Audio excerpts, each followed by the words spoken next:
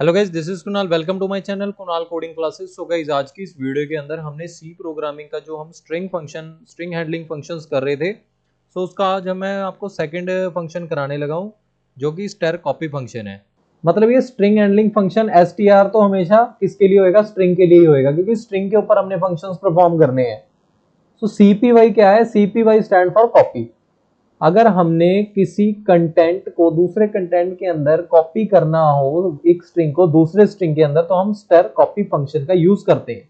इसके स्पेलिंग जरूर याद रखिएगा, सीपीवाई है और इसका काम क्या होएगा? सीपीवाई मतलब कॉपी।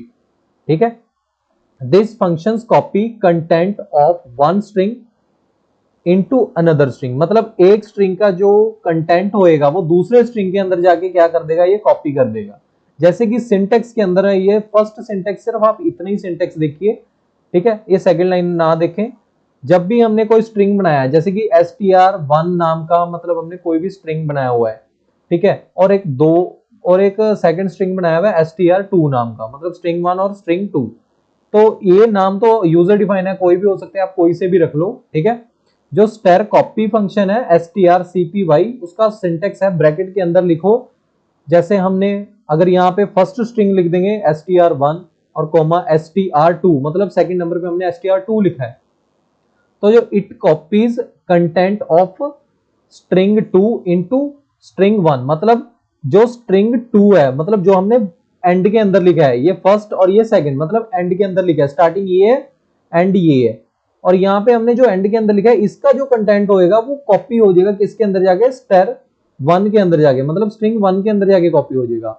और अगर हम इसको आगे और इसको पीछे लिख देते हैं, जैसे कि यहाँ पे मैंने आपको समझाने की कोशिश करी है अभी सिंटेक्स की भी, अगर स्ट्रिंग 2 का जो कंटेंट है या स्ट्रिंग 1 का जो कंटेंट है, जैसे कि स्ट्रिंग 1 का जो कंटेंट होगा वो एंड के अंदर लिखा हुआ है, तो वो it copies content of string 1 into string 2। मतलब जो पहले लिखा जाएगा उसके अंदर कॉपी होएगा, जो बाद में लिखा जाएगा वो चीज, वो कंटेंट उसके अंदर फर्स्ट वाले के अंदर जाके कॉपी होएगा। लास्ट वाले का कंटेंट कॉपी होएगा, फर्स्ट वाले के अंदर जाएगा। ठीक है जी। सो गाइस, यहाँ पे हमने अपना कंपाइलर ओपन कर लिया है। जल्दी से हम बेसिक सिंटेक्स बना लेते हैं।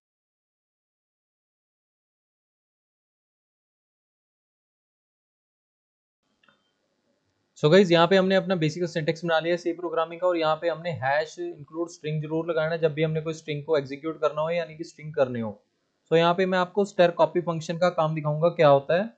जैसे कि हमने पीछे पढ़ा है थ्योरी के अंदर, वैसे ही हम इसके अंदर देखेंगे। सबसे पहले हमने कैर नाम की स्ट्रिंग, सॉरी कैरेक्टर नाम की जो है स्ट्रिंग बना लेनी है, जैसे कि str_g।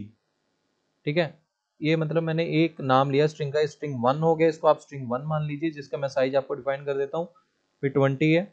और यहाँ पे मैंने दूसरा नाम का स्ट्रिंग बनाया जो कि जिसका नाम है strg2, यानी ये स्ट्रिंग 1 हो गया और ये स्ट्रिंग 2। इसको ऐसे हम देखेंगे। इसके अंदर हम क्या करते हैं ना, बेसिक सी जो मैं बात बता दूं आपको, यहाँ पे हम साइज डिफाइन इसलिए करते हैं क्योंकि इसका मतलब साइज लिमिट अब 20 कैरेक्टर्स की ही रहेगी, उससे ज्यादा नहीं जा पाएगा ये। पर अगर हमने कोई ऐसा वर्ड एंटर कराना हो इसके अंदर जिसको हम हमारी मतलब सॉरी जिसकी हमको लेंथ ही ना पता हो, सो उसके लिए हम यहाँ पे इसको खाली छोड़ देते हैं। अभी हमका कोई भी मतलब कोई पता नहीं होएगा भी कितने नंबर ऑफ स्ट्रिंग के जो कैरेक्टर हैं वो इसके अंदर आए। सो यहाँ पे हम डायरेक्टली इज इक्वल टू डाल के क्या कर देते हैं, यहाँ पे जैसे मैं लिख देता हूँ कुणाल कोडिंग क्लासेस, और यहाँ पे हम कितने भी नंबर ऑफ कैरेक्टर्स एंटर कर सकते हैं स्ट्रिंग के अंदर, यहाँ पे हमको डिफाइन करने की जरूरत नहीं होती। अगर हम डिफाइन करते हैं तो सिर्फ वो 20 तक का ही साइज रहेगा, या जितना आप साइज उसका डिफाइन करेंगे उतना। सो यहाँ पे अब देखते हैं हम स्टर कॉपी फंक्शन का क्या काम होता है। जैसे यहाँ पे क्लियर स्क्रीन लगा देंगे ताकि पिछली आउटपुट ना शो हो, और उसके बाद यहाँ पे हम डायरेक्टली लगा देते हैं उस फंक्शन को, ज्यादा उसके लिए कोई दूसरा वेरिएबल बनाने की जरूरत नहीं है। बस strcpy लिख दिया हमने। और ये याद रखिएगा, जिसके अंदर कॉपी करना है वो हमारा पहले आना चाहिए, और जिसका कंटेंट कॉपी करना है उस स्ट्रिंग का नाम बाद में आना चाहिए। जैसे कि हमने स्ट्रिंग 2 का नाम है जो, वो कॉपी करना है हमने स्ट्रिंग 1 के अंदर। सो यहाँ पे हम क्या करेंगे, हम ऐसे लिख देंगे str, मतलब मेमोरी जो है फ्री किसके अंदर पड़ी है, वो पड़ी है हमारी स्ट्रिंग 1 के अंदर, यानी उसका नाम लिख देंगे सबसे पहले हम।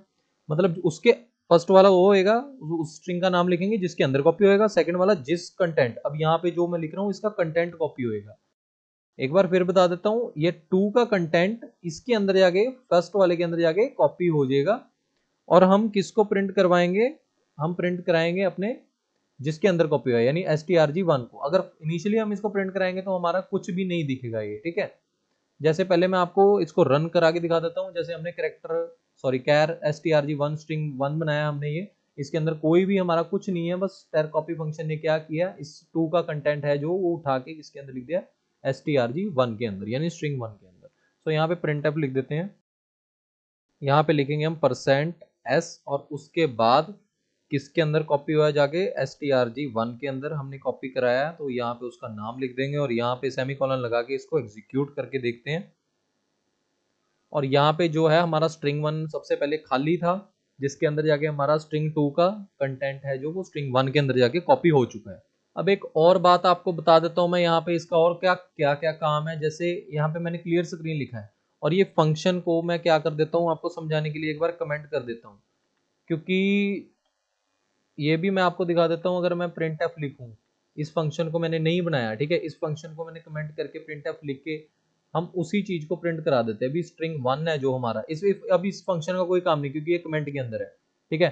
सब बस हमने क्या करा है, इसके अंदर सिंपल सी लाइन है, एक स्ट्रिंग 1 बनाया, स्ट्रिंग 2 बनाया, स्ट्रिंग 1 के अंदर कुछ भी नहीं है, 20 उसका साइज दे दिया हमने, सेकंड का कोई साइज नहीं है, और हम प्रिंट क्या करा रहे हैं, printf %s करके स्ट्रिंग 1 को हम प्रिंट करा रहे हैं यहाँ पे उसका नाम लिख के, यानी कि इस चीज को प्रिंट कराएंगे। तो इसके अंदर देखेंगे क्या आया क्या नहीं, ये नहीं काम करेगा क्योंकि ये कमेंट के अंदर है। तो उसको एग्जीक्यूट करके देखते हैं, तो स्ट्रिंग 1 जो है हमारा खाली पड़ा है, मतलब उसकी मेमोरी लोकेशन के ऊपर कुछ भी नहीं है। इसके बाद जब भी हम ये फंक्शन लगाएंगे ओनली तभी ये जो है काम करेगा, हमारा जो है सेकंड का जो कंटेंट होएगा वो फर्स्ट के अंदर जाके हमको शो कर देगा।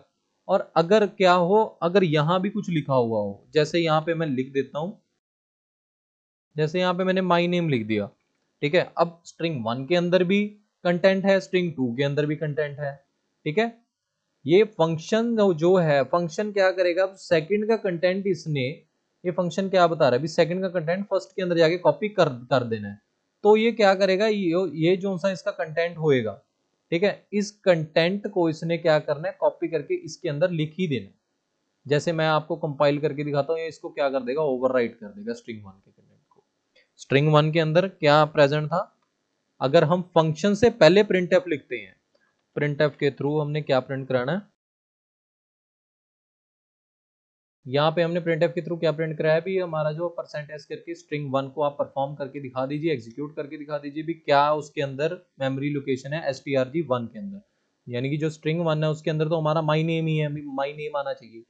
और जब हम फंक्शन लगाएंगे उसके बाद जब हमने स्ट्रिंग 1 को एग्जीक्यूट करना है, मतलब आउटपुट प्रोवाइड करानी है, तो उसकी आउटपुट चेंज होगी फंक्शन के बाद।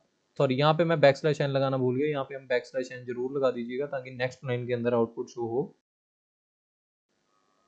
और यहाँ पे स्ट्रिंग 1 के अंदर फंक्शन लगाने से पहले स्ट्रिंग 1 है जो हमारा is equal to my name show कर रहा है, और फंक्शन लगाने के बाद स्टर कॉपी फंक्शन ने क्या किया, स्ट्रिंग 2 को जो कंटेंट है स्ट्रिंग 1 के अंदर जाके कॉपी कर दिया और माई नेम को क्या कर दिया, ओवरराइट कर दिया। किससे, कुणाल कोडिंग क्लासेस से। मतलब उसने कंटेंट को कॉपी करना ही करना है, चाहे हमारे स्ट्रिंग के अंदर कंटेंट हो या ना हो। Thank you guys for watching my video को लाइक कर दीजिए, चैनल को सब्सक्राइब कर दीजिए, बेल आइकन जरूर दबा लीजिएगा ताकि मेरे चैनल की अपडेट्स आपको मिलते रहें। कमेंट सेक्शन के अंदर आप अपनी सजेशन दे सकते हैं कैसे अपनी वीडियो को और इम्प्रूव करूं। Thank you.